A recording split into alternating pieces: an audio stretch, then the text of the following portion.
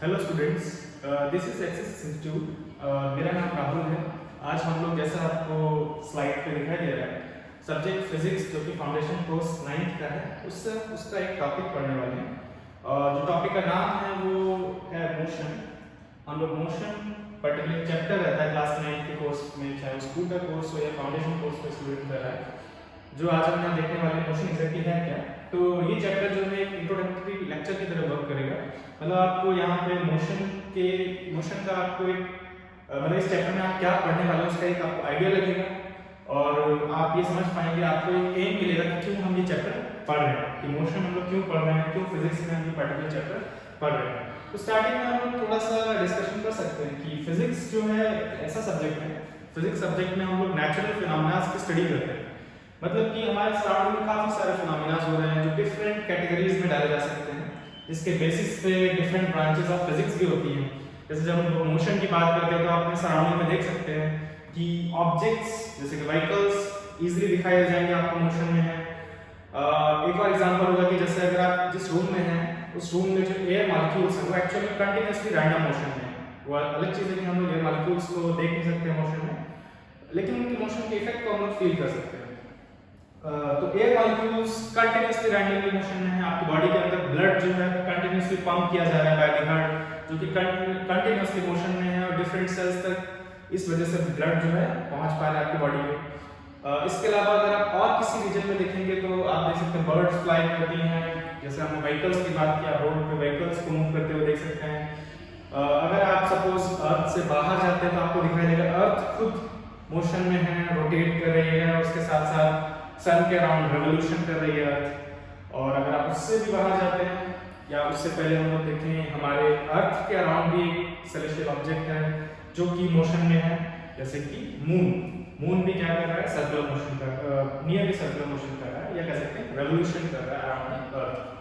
तो अगर हम लोग मोशन की बात करें तो मोशन भी एक फिनोमेना है जो काफी लार्ज स्केल पे हो रहा है, जिसके बारे में हम यहाँ स्टडी करने वाले हैं, जो कि वन ऑफ द टॉपिक है या वन ऑफ द चैप्टर्स है जो फिजिक्स में पढ़ाया जाता है। इसके बाद जैसा मैंने आपको बताया कि फिजिक्स में हम नेचुरल फिनोमेना की स्टडी करते हैं, तो ऐसे और कौन से फिनोमेना हो सकते हैं। कुछ फिनोमेना जो है वो इलेक्ट्रिसिटी से रिलेटेड है, जैसे इलेक्ट्रिक चार्जेस की बात अगर हम करते हैं, आपने पढ़ा होगा इलेक्ट्रॉन्स और प्रोटॉन्स के बारे में। तो इलेक्ट्रिक चार्जेस हैं, उनकी वजह से बहुत सारे फिनोमेना देखने को मिल सकते हैं। जैसे इलेक्ट्रिसिटी जो है, जो आपके घरों में इलेक्ट्रिसिटी आती है, वो बेसिकली जो लाइटनिंग का फिनोमेना है, दोनों में कोई ज़्यादा डिफरेंस नहीं। लाइटनिंग में भी क्या होता है, चार्जेस का मोशन होता है, वहाँ पे थ्रू द एयर होता है, यहाँ पे चार्जेस का मोशन थ्रू कंडक्टर हो रहा है। तो ये भी लार्ज स्केल पे फिनोमेना जो हमको देखने को मिलता है इलेक्ट्रिसिटी। इसके अलावा मैग्नेटिज्म है, मैग्नेटिज्म का जो फिनोमेना होता है उसमें हम लोग मैग्नेटिक इफेक्ट्स के बारे में बात करते हैं, मैग्नेट्स के बारे में बात करते हैं, कैसे वो वर्क करती हैं। इसके अलावा अगर आप देखें फिजिक्स में आप लाइट के बारे में पढ़ते हैं, जो कि पर्टिकुलर टॉपिक ऑप्टिक्स के अंदर हम पढ़ते हैं, जिसमें आप लाइट से रिलेटेड फिनोमेना के बारे में स्टडी करते हैं, जैसे रिफ्लेक्शन, लाइट का बाउंस बैक होना, रिफ्रैक्शन, लाइट का बेंड होना जब मीडियम चेंज होता है, डिस्पर्शन, स्कैटरिंग, बहुत सारे फिनोमेना है जो लाइट भी शो करती है जब लाइट जो है मैटर से इंटरैक्ट करती है। तो इस तरीके से जब भी आप नोटिस करेंगे जो नेचर ऑफ टॉपिक्स हैं जो आप फिजिक्स में पढ़ते हैं, एक्चुअल में वो सभी बेस्ड होते हैं कुछ पर्टिकुलर फिनोमेना थे। हमने अपने सराउंडिंग में नेचुरल कुछ फिनोमेना देखे जो नेचुरली होते हैं, और फिर उनको सिस्टमेटिकली स्टडी जो हम लोग करते हैं इसमें फिजिक्स में करते हैं। अब इस स्टडी का एम ये होता है कि हम लोग नेचुरल फिनोमेना के पीछे जो लॉज हैं उनको फाइंड कर पाएं। अगर हमको लॉज पता लग जाएंगे तो हम फिनोमेना को कंट्रोल कर सकते हैं, और अगर हम उनको कंट्रोल कर सकते हैं तो हम उनको डिफरेंट जगह पे अप्लाई यूज कर सकते हैं। उनके काफ़ी सारे एप्लीकेशंस हो सकते हैं, जैसे आप इलेक्ट्रिसिटी के एप्लीकेशंस जानते हैं, रिफ्लेक्शन के भी एप्लीकेशंस हैं, जैसे कि टेलीस्कोप्स है, माइक्रोस्कोप्स है, मिरर्स हैं, ये सब उसी के एप्लीकेशंस है। ऐसे मोशन हम जो यहाँ पर फिनोमेना स्टडी करने वाले हैं, और जो एक्चुअल में स्टार्टिंग टॉपिक भी रहता है फाउंडेशन कोर्स में, वो क्या है, मोशन के बारे में स्टडी करने वाले हैं। तो मोशन में हम लोग क्या स्टडी करते हैं, मोशन में हम लोग ऑब्जेक्ट्स के मोशन को समझने की कोशिश करते हैं। तो नेचुरली के ऑब्जेक्ट्स मूव करते हैं, जैसे प्लैनेट्स मूव कर रहे हैं, स्टार्स मूव कर रहे हैं।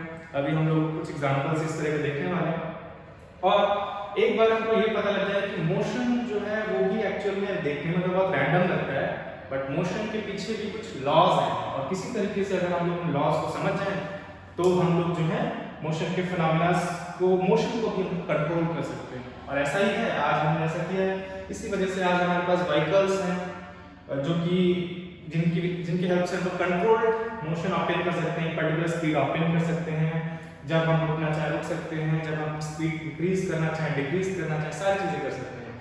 ये तो छोटा सा एग्जांपल हो गया, छोटे से एप्लीकेशन हो गए इन कंपैरिजन टू जो एप्लीकेशंस जैसे रॉकेट्स हो गए, सैटेलाइट्स हो गई, जो हमारा इंटरनेशनल स्पेस स्टेशन है जो वहाँ पे अर्थ के रेवोल्यूशन कर रहा है इस समय। तो ये सब हमने कैसे डेवलप किया, कैसे इन चीज़ों को वहाँ पे पहुँचाया, ये सब without the study of motion, detailed study of motion possible नहीं है।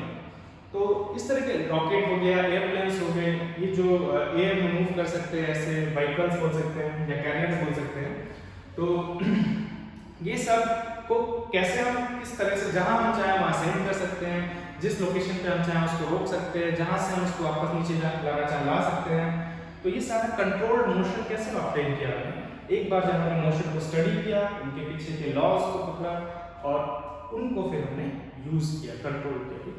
तो इसीलिए मोशन का स्टडी इंपॉर्टेंट हो जाता है। और कोई भी स्टडी हो साइंस में मेनली हम लोग यही करते हैं कि हम लोग आसपास की जो नेचर है उसकी स्टडी करते हैं और उनके पीछे के रूल्स, प्रिंसिपल्स, लॉज को फाइंड करने की कोशिश करते हैं।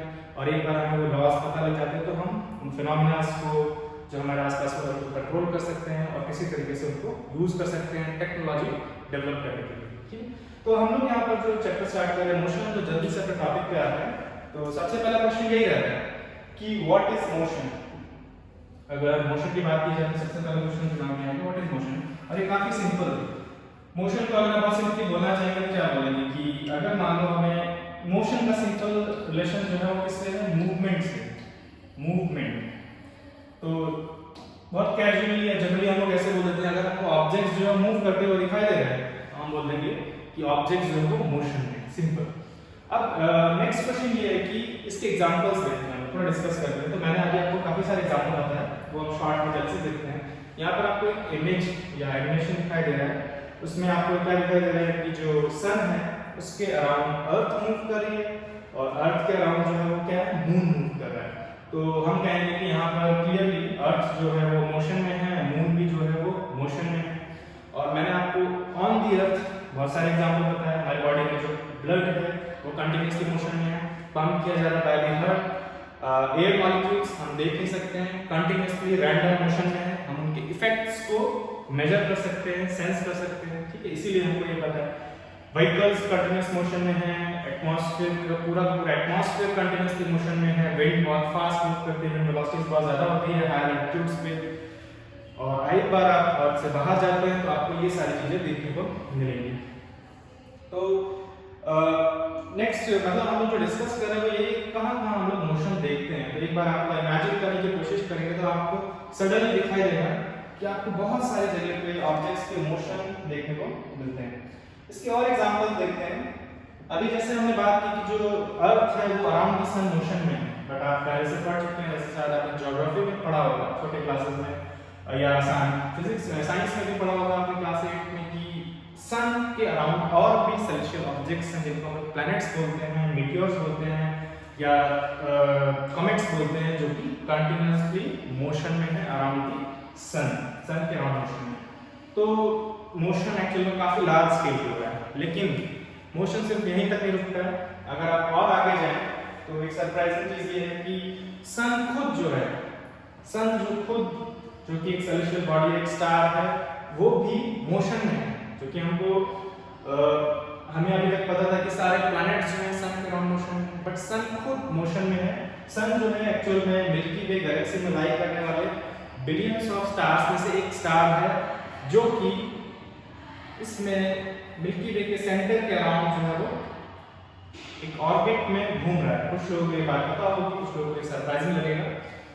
और उसके बाद तो आपने देखा कि सन जैसे ऐसे thousands of stars, billions of stars हैं जो कि मिल्की वे गैलेक्सी में लाई करते हैं और वो उस गैलेक्सी के सेंटर के अराउंड कंटिन्यूअसली मूव कर रहे हैं। तो एक्चुअल में मोशन जो है इस पिक्चर में जितना आपको दिख रहा है इससे कहीं ज्यादा बड़ा है। ऐसे कई सारे स्टार्स हैं, ऐसे कई सारे प्लैनेट्स हैं जो कि around the centre of the milky way move कर रहे हैं।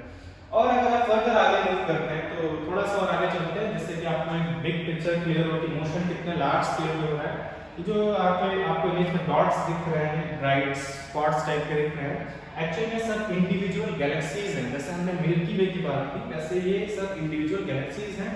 और ये गैलेक्सीज भी साइंटिस्ट ने कुछ समय पहले ये फाइंड कर लिया है कि गैलेक्सीज भी एक्चुअल में एक दूसरे से दूर जा रही हैं, वो भी मोशन में। तो फिर ये क्वेश्चन पूछना कि where do we see the motion, एक बार आप इस तरह से सोचना शुरू करते हैं, एक बार इस तरह से आप चीजों को जान लेते हैं, उसके बाद ये क्वेश्चन कि where do we see the motion actual में पूछने से अच्छा ये होगा कि आप ये पूछें कि where do we not see the motion. Almost हर जगह हमको क्या ऑब्जेक्ट्स का मोशन दिखाई देगा, एक बार अगर हम लोग सही डायरेक्शन में देखने की कोशिश करें। तो यहाँ से देखते हैं हमको ये पता चलता है कि जो मोशन का फिनोमेना है एक्सट्रीमली कॉमन है, बहुत कॉमन है, बहुत इजीली किसी को भी दिखाया जा सकता है, डेमोंस्ट्रेट किया जा सकता है, एग्जांपल दिए जा सकते हैं। और ये स्मॉलेस्ट स्केल से लार्जेस्ट स्केल पे देखने को मिलेगा। तो हम लोग स्मॉलेस्ट स्केल पे गए नहीं, हमने लार्जेस्ट स्केल की तरफ गए थे। तो अगर आप स्मॉलेस्ट स्केल की तरफ जाना चाहते हो तो आपने थोड़ा बहुत एटम्स के बारे में भी पढ़ा होगा कि सारा जो मैटर है, सभी ऑब्जेक्ट्स जो है वो एटम्स से मिलकर बने हैं। और एटम जो है फर्दर 3 एलिमेंट्री पार्टिकल्स से मिलकर बना है, जिनको प्रोटॉन्स, न्यूट्रॉन्स और इलेक्ट्रॉन्स कहते हैं। और उसमें से जो 2 एलिमेंट्री पार्टिकल है वो एक साथ न्यूक्लियस के अंदर होते हैं, जिनको हम प्रोटॉन्स और न्यूट्रॉन कहते हैं। और जो इलेक्ट्रॉन्स होते हैं वो continuously around the nucleus randomly move कर रहे हैं। ठीक है, तो स्मॉलेस्ट स्केल पे भी आपको क्या मिलेगा, ऑब्जेक्ट्स के मोशन देखने को, अब कुछ ना कुछ ऑब्जेक्ट्स या पार्टिकल्स आपको मोशन में दिखाई दे ही जाएंगे।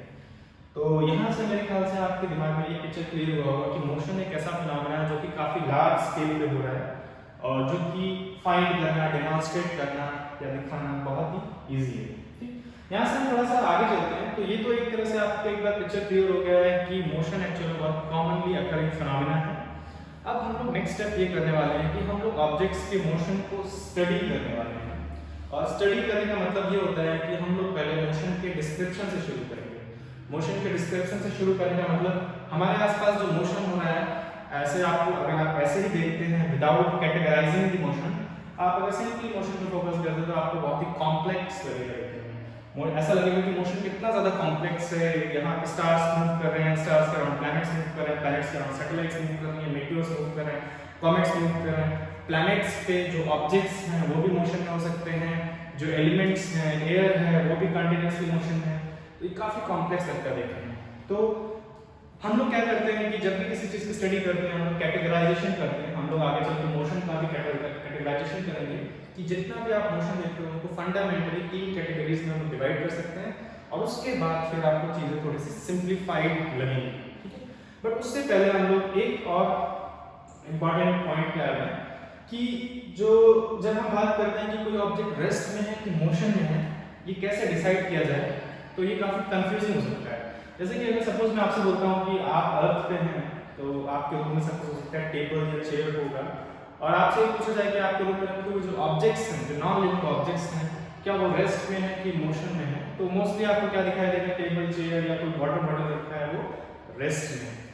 बट आपसे अगर पूछा गया तो आप क्या बोलेंगे, वो रेस्ट में। बट अगर सपोज आप अर्थ से बाहर निकलते हैं, स्पेस से आप देख रहे हैं अपने रूम को, सपोज किसी तरीके से पॉसिबल है या अपने रूम में रखे हुए ऑब्जेक्ट्स को स्पेस से देख सकते हैं, तो आपको क्या दिखाई देगा, तो आपको दिखाई देगा कि अर्थ जो है इस तरीके से मूव कर रही है और आप देख रहे हैं कि अर्थ के साथ सारी चीजें मूव कर रही है, तो सब कुछ मोशन में है। टेबल, वाटर बॉटल, चेयर जो आपके रूम में रखा हुआ था, जो आपको रेस्ट में लग रहा था, जो अपने रूम में थे, वो स्पेस से आपको किसमें दिखाई देगा, मोशन में। वहां से आप क्या बोलेंगे कि वो सारे ऑब्जेक्ट जो है वो मोशन में।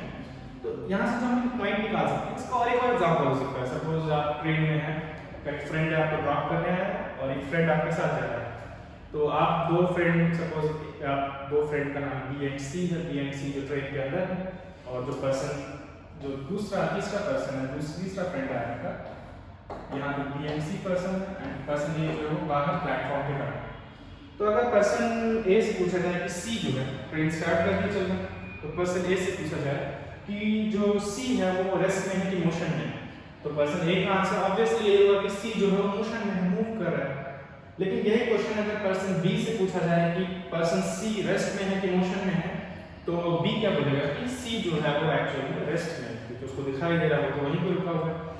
तो यहाँ से हम कंक्लूजन क्या निकाल सकते हैं कि एक ही ऑब्जेक्ट जो है वो दो डिफरेंट ऑब्जर्वर्स के रिस्पेक्ट में, एक ही ऑब्जेक्ट है, दो डिफरेंट ऑब्जर्वर्स, ऑब्जेक्ट हम लोग किसको बोलेंगे, जिसको हम ऑब्जर्व कर रहे हैं, जिसके मोशन को हम लोग स्टडी कर रहे हैं। और ऑब्जर्वर कौन होगा, जो ऑब्जर्व कर रहा है, जैसे ए ऑब्जर्वर था यहाँ पर और बी ऑब्जर्वर था। तो एक ही ऑब्जेक्ट दो डिफरेंट ऑब्जर्वर्स के रिस्पेक्ट में रेस्ट में भी हो सकता है और मोशन में भी हो सकता है। एक ही ऑब्जेक्ट, जैसे कि टेबल चेयर जो है वो आपके रूम पे जब आप थे या फिर आपको रेस्ट में दिखाई दे रही थी ना, सपोज कोई एस्ट्रोनॉट है, किसी तरीके से आपके रूम में रखे हुए टेबल चेयर या बेड को देख सकता है, वाटर बॉटल को देख सकता है, तो उसे दिखाई देगा वो सारी चीजें किसमें, मोशन है। एक ही ऑब्जेक्ट रेस्ट में भी हो सकता है, मोशन में भी हो सकता है। अब ये प्रॉब्लम है यहाँ पे, तो आप जब किसी ऑब्जेक्ट को रेस्ट में बोल रहे हैं तो आप किस तरीके से रेस्ट में बोल रहे हैं, या जब आप मोशन में बोल रहे हैं तो क्यों आप उसको मोशन में बोल रहे हैं, ये हम क्लियर करेंगे। हम इसको एग्जैक्टली डिफाइन करेंगे कि कब किसी ऑब्जेक्ट को रेस्ट में बोला जाएगा और कब किसी ऑब्जेक्ट को मोशन में बोला जाएगा। तो एक चीज हमको ये समझना है कि रेस्ट और मोशन जो है वो टर्म्स एक्चुअली में रिलेटिव टर्म्स हैं। रिलेटिव का मतलब ये होता है कि ये in relation to the observer different answers देंगे। जैसे कि ऑब्जर्वर के रिलेशन में, इस ऑब्जर्वर के रिलेशन में ये मोशन में है, बट इस ऑब्जर्वर के रिलेशन में ये रेस्ट में है। तो जो सबसे इंपॉर्टेंट पॉइंट जो रहता है वो ये है कि जो टर्म्स हैं रेस्ट एंड मोशन, एक्चुअली हम लोग रेस्ट किसके लिए यूज करते हैं, अगर हमको ऑब्जेक्ट जो है रुके हुए दिखाई देते हैं तो उसके लिए हम वर्ड जो यूज करते हैं वो रेस्ट होता है।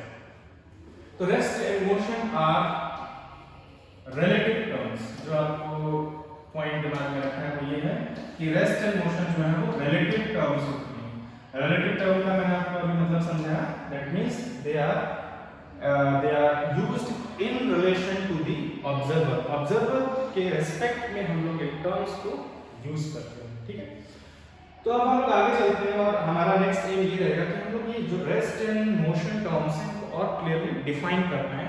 तो इसके लिए हम लोग एक और टर्म डिफाइन करने वाले हैं जिसको बोलते हैं हम लोग पोजीशन ऑफ एन ऑब्जेक्ट। तो पोजीशन ऑफ एन ऑब्जेक्ट क्या होता है, क्योंकि एक बार आप पोजीशन ऑफ ऑब्जेक्ट डिफाइन कर देते हैं क्लियरली तो रेस्ट एंड मोशन टर्म्स को डिफाइन करना बहुत इजी हो जाता है, ठीक है।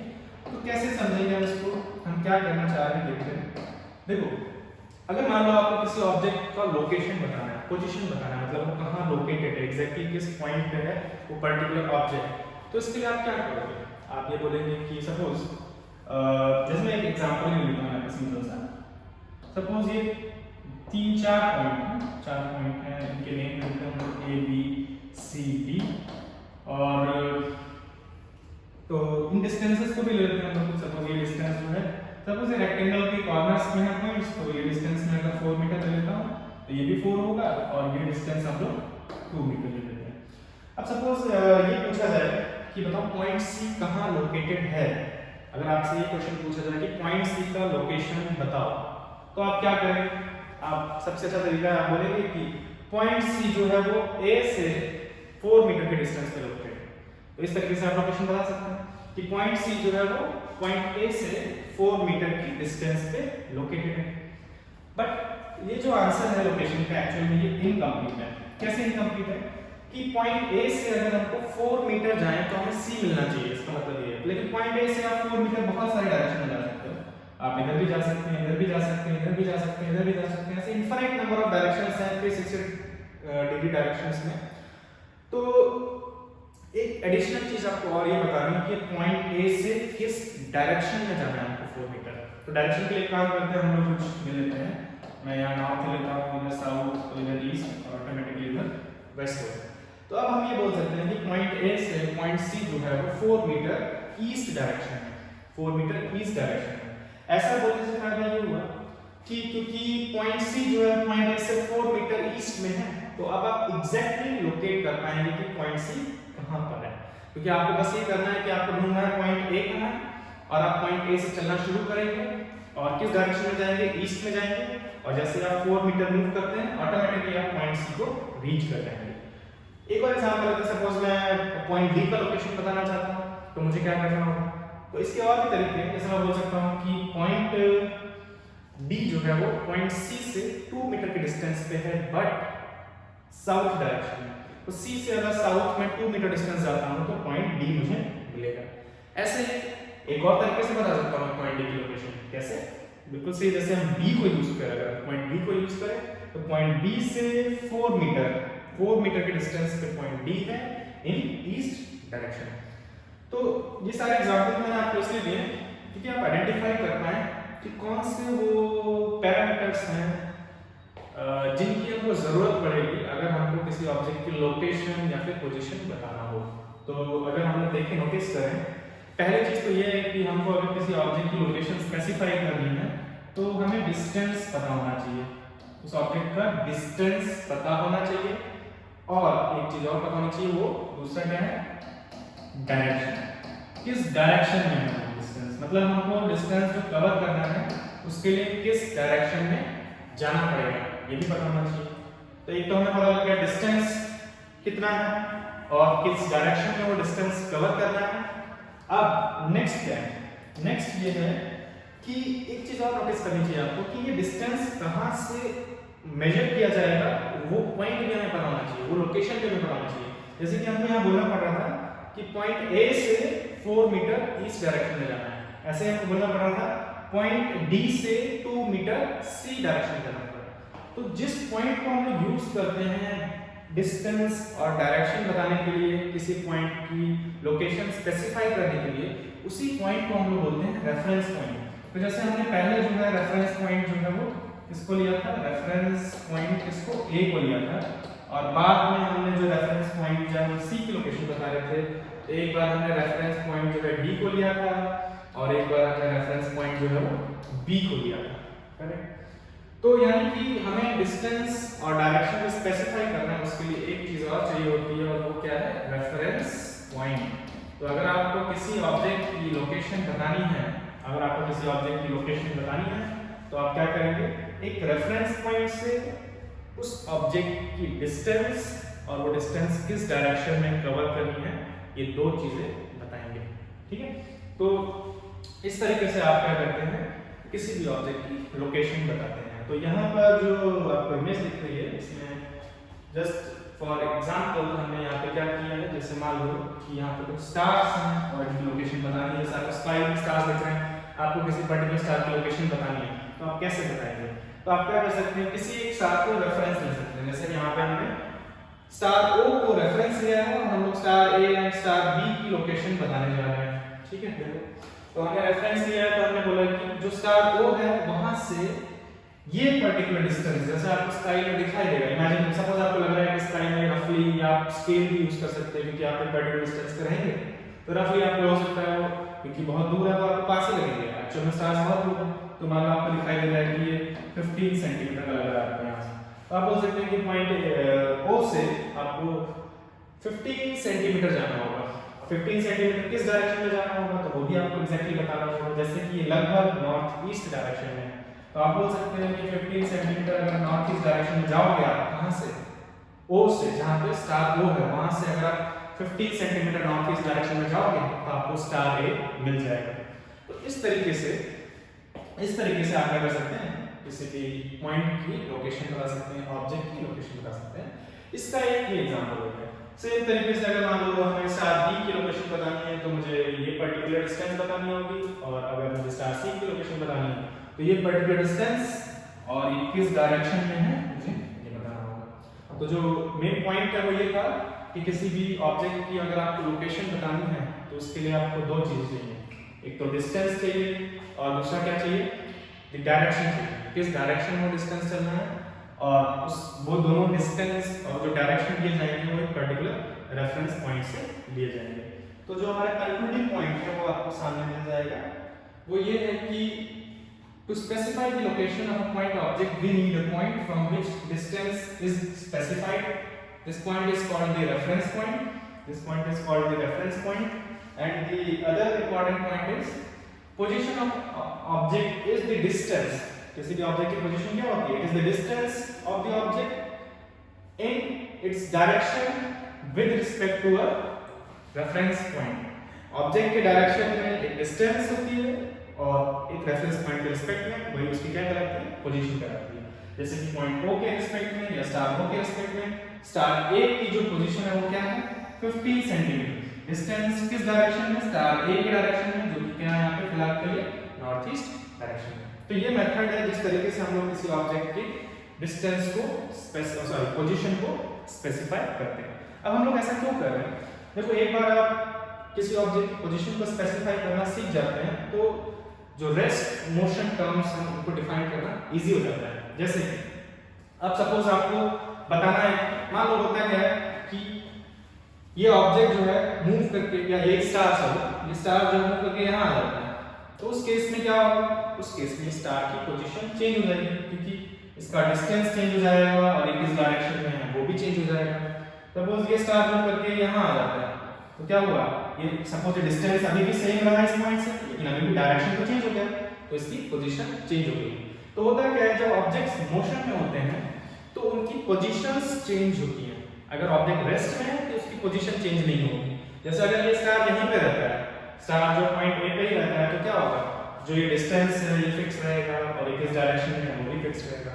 तो जो ऑब्जेक्ट्स मोशन में होते हैं उनकी पोजीशन चेंज होती है with respect to the reference point. जो आपने रेफरेंस पॉइंट लिया है, या हम ऐसे बोले, जो हमने रेफरेंस पॉइंट लिया है उसके रिस्पेक्ट में ऑब्जेक्ट की अगर पोजीशंस चेंज होती हैं तो हम बोलेंगे ऑब्जेक्ट मोशन में। और जो हमने रेफरेंस पॉइंट लिया है उसके रिस्पेक्ट में अगर ऑब्जेक्ट की पोजीशन चेंज नहीं होती है तो हम बोलेंगे ऑब्जेक्ट इसमें रेस्ट में। जैसे कि आपके रूम में जो टेबल पे बॉटल रखा हुआ है और अगर आप एक स्टिल खड़े हैं, आप खुद को एक तरह से जहां पे आप खड़े हैं उस पॉइंट को हम रेफरेंस पॉइंट ले रहे हैं, तो आप बॉटल को देख रहे हैं एक पर्टिकुलर डायरेक्शन में, एक पर्टिकुलर डिस्टेंस पे रखा हुआ है और वो उसी डायरेक्शन में उसी डिस्टेंस पे है आपके रिस्पेक्ट में, जहां से आप देख रहे हैं। आप खुद एक रेफरेंस पॉइंट की तरह वर्क कर रहे हैं जहां पे आप लोकेटेड हैं। तो क्योंकि उसकी पोजीशन टाइम के साथ चेंज नहीं हो रही है तो इसीलिए हम बोलेंगे कि वो पर्टिकुलर ऑब्जेक्ट जो है वो किस में है? रेस्ट में। अब सपोज किसी तरीके से वो बॉटल जो है मूव करके किसी और लोकेशन पे जाती है, तो आपके रिस्पेक्ट में या जो भी आपने रेफरेंस पॉइंट लिया उसके रिस्पेक्ट में वो बॉटल जो है वो उसका पोजीशन चेंज हो गया। तो जब ऑब्जेक्ट्स की पोजीशन टाइम के साथ चेंज होती है, किसके रिस्पेक्ट में? With respect to reference point, then we say the object is in motion. If the position does not change with time with respect to some reference point, then we say the object is at rest. ये तरीका हम लोग use करते हैं। तो जब आप room में थे, जब आप बॉटल को ऑब्जर्व कर रहे थे, तो आपके रिस्पेक्ट में आपने खुद जहां पे लोकेटेड है उस पॉइंट को रेफरेंस पॉइंट किया था, तो उसके रिस्पेक्ट में ऑब्जेक्ट की पोजीशन चेंज नहीं हो रही थी। बट जब एक बार कोई स्पेस में है उसके रिस्पेक्ट में, अगर सपोज आप स्पेस से किसी तरीके से ऑब्जर्व कर पा रहे हैं उस बॉटल को, तो आपको दिखाई दे रहा है कि अर्थ मूव कर रही है, वो आगे जा रही है, तो बॉटल की पोजीशन भी चेंज हो रही है टाइम के साथ। तो पहले इस डायरेक्शन में एक पर्टिकुलर डिस्टेंस पे थी, फिर इस डायरेक्शन में एक पर्टिकुलर डिस्टेंस पे, फिर इस डायरेक्शन में पर्टिकुलर डिस्टेंस पे। दैट मींस जो बॉटल है वो मोशन में दिखाई दे रही है, इसलिए वो क्या बोलेगा? जो स्पेस में एस्ट्रोनॉट है उसके रिस्पेक्ट में बॉटल इसमें मोशन में है, बट आपके रिस्पेक्ट में किसमें? रेस्ट में। तो एक बार हम लोग पोजीशन ऑफ ऑब्जेक्ट जो है क्लियरली स्पेसिफाई करना सीख जाते हैं, तो उससे रेस्ट एंड मोशन टर्म्स को क्लियरली डिफाइन करना इजी हो जाता है। तो नेक्स्ट स्लाइड में हम लोग वही देखने वाले हैं, जो फाइनल क्लियर डेफिनेशन है इसके लिए, रेस्ट एंड मोशन के लिए। वो क्या होगा हमारा कि कब हम बोलेंगे कोई ऑब्जेक्ट रेस्ट में है? When the position of an object does not change with respect to a reference point with time.